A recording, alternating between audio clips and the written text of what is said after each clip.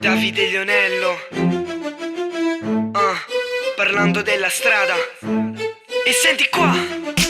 Siamo ragazzi nati in una libertà, possiamo anche non capire la sincerità. Lasciateci in pace nella nostra misera città. Io non dico mai cazzate, dico verità. Camminiamo per la strada essendo maltrattati, facendoci valere siamo stati rispettati. Per avere il rispetto te lo devi guadagnare, altrimenti qui da noi non potresti mai campare. Se non ti piace questo mondo ti ci devi abituare. Un vero amico è quando ti pensa ad aiutare, puoi fidarti solo quando vedi i risultati. Tempo 1-2 secondi sono già cambiati. Cerca di non guardare troppo le persone, qui devi far valere la tua reputazione. Io te lo dico già perché ho imparato la lezione, te lo dico come flow con questa mitica canzone. Cantando questo rap, parlando della strada, una comitiva deve essere sempre legata. Parlando di persone con tutto sto bullismo, questa non è finzione ma è realismo. Cantando questo rap, parlando della strada, una comitiva deve essere sempre legata. Parlando di persone con tutto sto bullismo,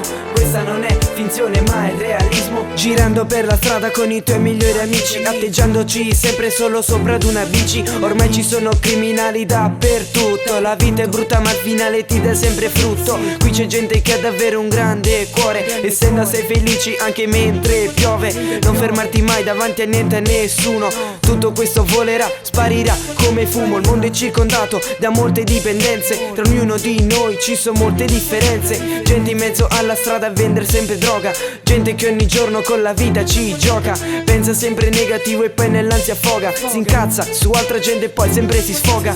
Giorno per giorno l'importante è che ti impegni nella vita, ti fai graffi ma alla fine resta insegni. Cantando questo rap, parlando della strada, una comitiva deve essere sempre legata. Parlando di persone con tutto sto bullismo, questa non è finzione ma è realismo. Cantando questo rap, parlando della strada, una comitiva deve essere sempre legata. Parlando di persone con tutto sto bullismo, questa non è finzione ma è realismo.